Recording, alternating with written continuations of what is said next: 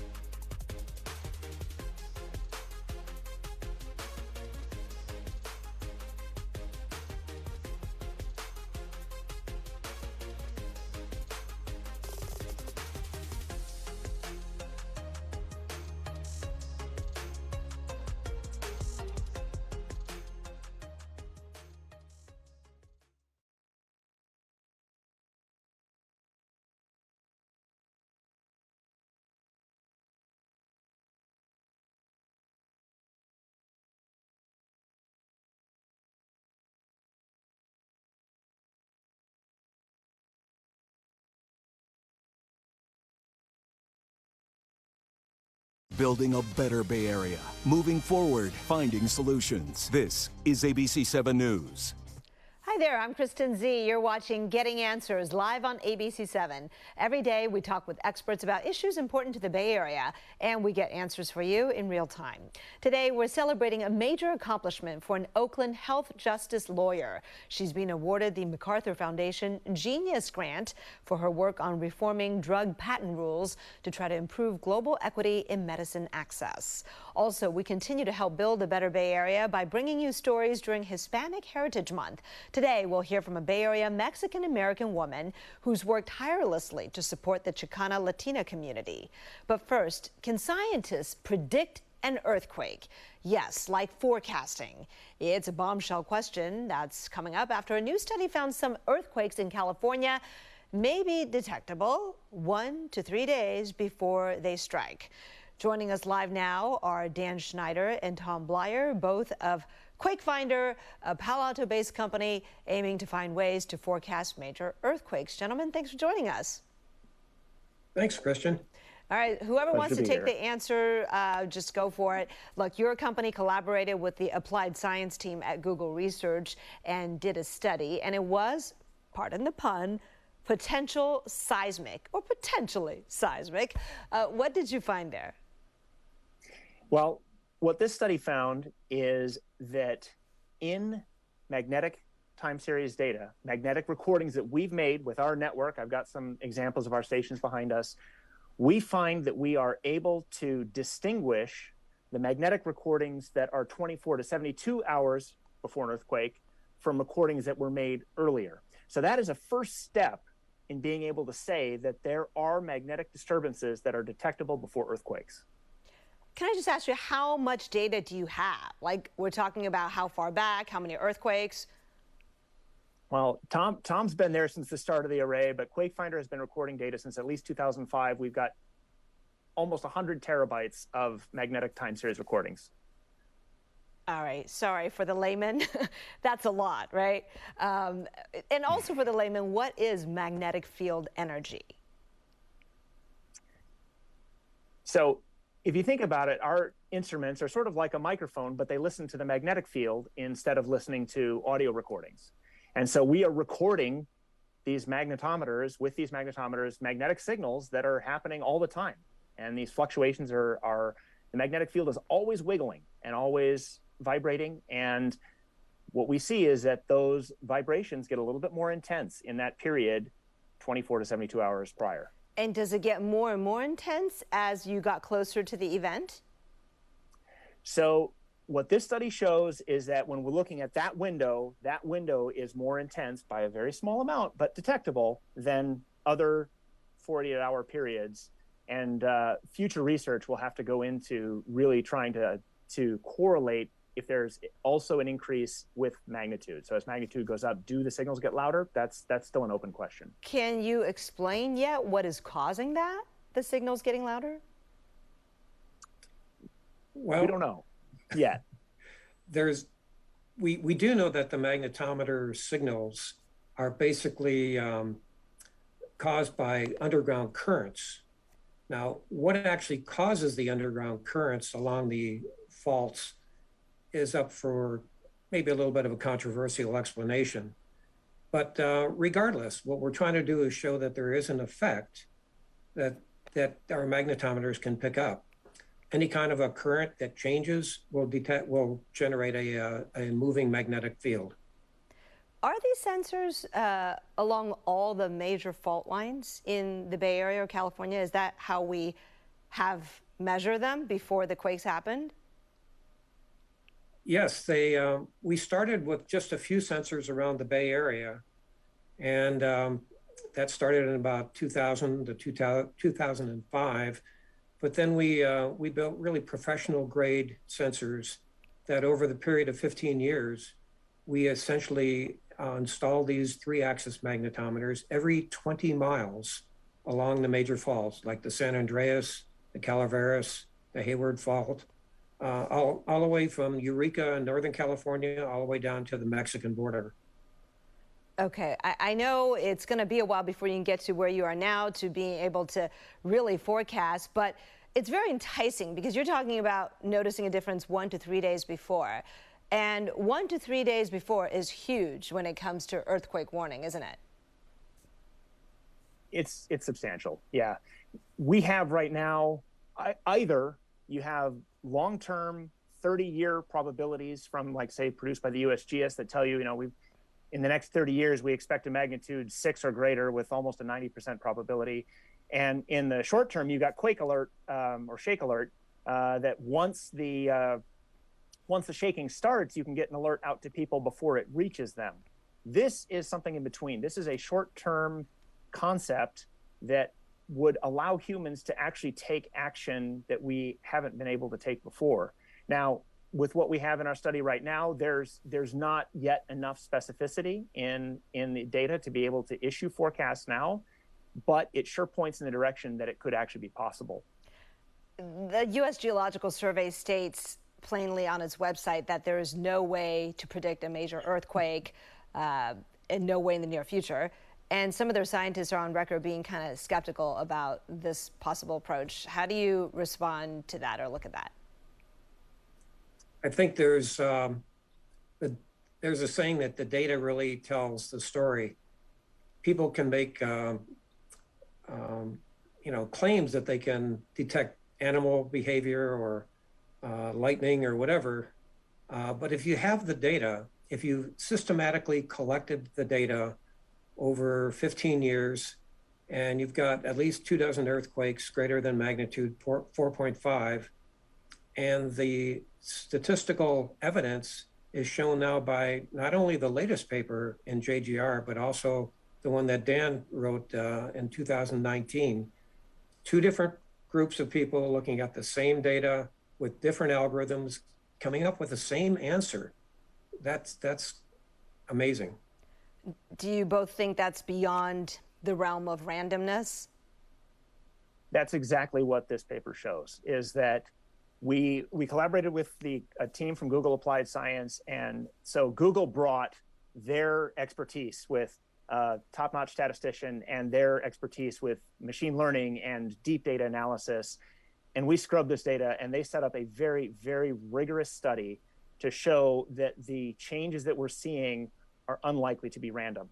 And so that is a statistical baseline to say it's evidence that there really is something going on in the magnetic field. Now, yes, there's more work to be done to get to the point where we'd say it's conclusive, but it definitely points in the direction that there's something happening. Yeah, because for true prediction and forecasting, I think USGS says you have to define the three elements of date and time, location, and magnitude, right? I know it's really asking you to look into the future, but how can you see the usage of magnetic field energy data to getting to the point where you can pinpoint those three elements? Well, I think where we go from here is knowing that there is something going on, knowing that there is something to be found, and putting more and more energy, more researchers, more effort into investigating this is going to help tease out these signals and help us learn how to find them more reliably and get to the point where we can find them reliably enough to actually start issuing meaningful forecasts with them. Are you going to need government partnership to make that happen? We would love to partner with the U.S. government. We'd love to partner with anyone that wants to take this research to the next level. All right, Dan Schneider and Tom Bleier of QuakeFinder, thank you both so much for coming on the show today. You're welcome. Pleasure. Thank you. Thank you. And on our website, we have lots of resources to help you prepare for a natural disaster, such as an earthquake. That includes a video on what to pack in your quake kit. Visit abc7news.com/preparenorcal. Coming up, an Oakland lawyer says she's in shock after winning a prestigious grant. We'll introduce you to her and share more on her work that won her $800,000. That's next on Getting Answers.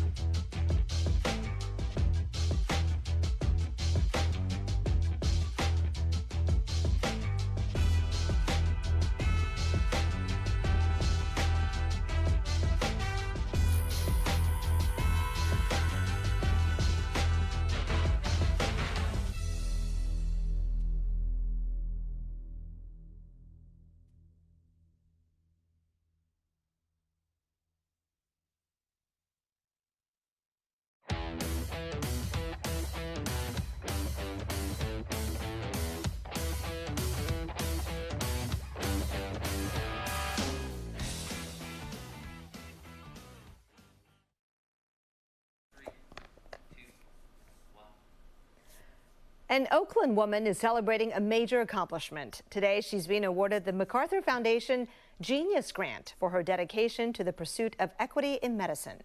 My name is Priti Krishtel, and I am a health justice lawyer.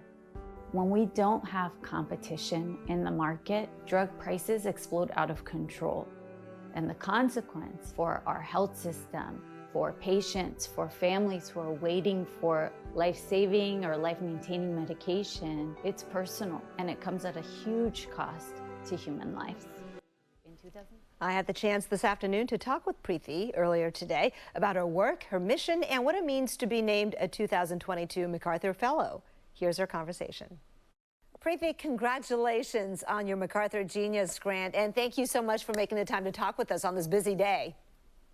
Thank you so much for having me. All right, it's like the Nobel winners. We always have to start with this. Were you surprised when you heard the news? How did you hear the news? I was shocked. I was here at home, and they actually tricked me. They told me that they needed me to provide a reference for someone. And so I called them back right away because I know how important that can be. And then they said, no, we called you under false pretenses. You've actually won the MacArthur Fellowship. Wait, you're a genius, yet you were fooled, but in the best of ways. Congratulations. I love that story. All right, so you were one of 25 winners, and you won for your work to change the drug patent system in the U.S., and your group I-MAK is devoted to that. Can you explain to us what your mission is? Sure. Our mission at I-MAK is to build a more just and equitable system for medicines. So the entire system from drug development to drug access. And as a central part of that, we're trying to figure out how do you rewrite the rules of intellectual property to make the system more fair, more equitable, and to make sure that people get the medicines that they need in a timely way. When did it become apparent to you that the current system with regard to drugs and patents needed fixing? I worked as an HIV legal aid lawyer during my early years as a lawyer, and I saw a lot of people during that time pass away because they weren't able to get the medication that they needed. And so it just felt like a really big injustice to me that the drugs had come to market. We finally had the drugs we needed to treat people living with HIV, and yet most of the world wasn't getting the treatment. And so that's when I realized, I met my co-founder at the time and the rest of my team. They were all working to think about treatment scale up, and we realized that patents were a central part of the equation. Okay. Of course, you're not advocating that we get rid of patents altogether. They're a big part of research and development. Tell us what it is that you're hoping for, the changes that you would like to see. Definitely. I think today what's happening is that we have patents, which are a time-limited monopoly that our drug makers are supposed to get in order to incentivize them to invent. But what's happening is when the patent is supposed to expire, 20 years in, what we're seeing is that the biggest drug makers are actually filing dozens or even hundreds of patents to delay competition from entering the market. And during that time, it's Americans who are suffering, people living with rheumatoid arthritis, people living with cancer, people who are unable to afford their medication because of these monopoly games that are being played. And so what we're saying is, let's raise the bar, let's make it more difficult to get a patent when it's clearly being used to game the system, and let's put an end to these abuses so Americans can get the medication that they need. Did this issue play out during the development of the COVID vaccine? Absolutely. So what we saw with COVID is that a lot of public funding went in to develop the COVID vaccines. And Moderna is a good example. Moderna received almost nearly 100% public funding. But the US government under Operation Warp Speed did not retain the rights in that technology. So what we ended up seeing was a Hunger Games of the COVID vaccine. The wealthiest nations bought up all of the vaccine and hoarded them, frankly, and Moderna made a lot of money, $40 billion by the end of this year, $100 billion in projected revenue. Now, the problem is that we were in the biggest pandemic of a century, and we needed to make sure that everybody could get access to life-saving medical products. And the current system just doesn't incentivize that. It incentivizes the biggest companies to, again, block their competition and not share knowledge and technology. Now, I think President Biden did suspend some patents with regard to the COVID vaccine, right? Was that due to your group and your advocacy? There are thousands of us all over the world who work on this issue of access to medicines. And yes, I think the president and this administration were responding to global public outrage that the life-saving vaccines, treatments, and testing were not reaching most of the world. And so what the president did in response to a demand from South Africa, India, and 100 other countries is this administration endorsed a waiver on intellectual property. And it's the first time any president has done anything like that, to say that intellectual property has to be balanced with human lives. Like, that's the entire point of the system. Innovation exists to save lives. Look, some people argue, though, if pharmaceutical companies are limited in patenting new discoveries, even if it's just small changes to improve existing drugs that are 20 years old, 25 years old, it could take away the motive for research and development, and that could mean fewer life-saving drugs being invented. The U.S. has been a leader in that field, R&D. Europe is not, for example. Do you think some of it is due to the way the system is set up now? And if we change it, couldn't it hurt that? No, I don't think so. I don't think that's true at all. I think that's a fear-mongering tactic that the industry uses to maintain the status quo, and the status quo is really out of date. Look, healthcare costs are rising. The system is unsustainable. We're at around $500 billion now in prescription drug spending. By 2030, we're supposed to be on track for $1 trillion in spending on these drugs.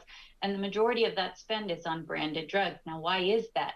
If you take an example like the best-selling drug in the country is for rheumatoid arthritis. It's for Humira. 2/3 of their revenue came after the expiration of the primary patents. In other words, after their key patents had expired, they amassed so many patents, well over 100 patents, and they were able to make $100 billion after that. So what we're saying is, let's curb those abuses, and that will actually help companies have the incentive to go back to the drawing board and start to truly find those breakthrough drugs again. Well, Priti, can't let you go before asking you, you are going to get $800,000 over the next 5 years to spend however you like. Have you given some thoughts as to what you might do with the fund? No, I'm still in shock. I'm a public interest lawyer. I'm just in shock. Fair enough. We will check back with you. Thank you so very much. Really appreciate you coming on the show and sharing your work. Take care. Thanks so much for having me. Bye. All right. She's in shock, but her colleagues are not at all surprised. All right, coming up next, we're wrapping up Hispanic Heritage Month with a look at one woman's mission to improve Latin American solidarity. Stay with us. Getting Answers. We'll be right back.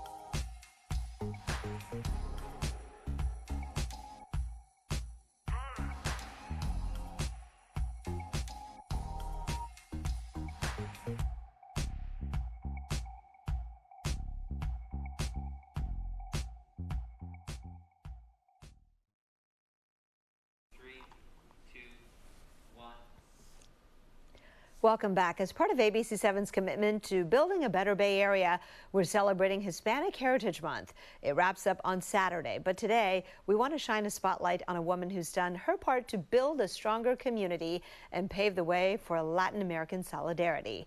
Joining us live now is Olga Talamante, who became the first executive director and executive director emerita of the Chicana Latina Foundation in 2003. She's here to tell us more about their mission and her work. Thank you so much for joining us, Olga. Well, I appreciate you very much, Kristen. Thank you for having me. Oh, it's our pleasure. The Chicana Latina Foundation, I know you're emerita status, but you're still very much involved. Tell us what the foundation does. Yes, the foundation provides scholarships and leadership training for Latina college students. It is a mission near and dear to my heart because as a farm worker from Gilroy, California, from the 60s, I was able to attend college because of the scholarships and because of the support that I received.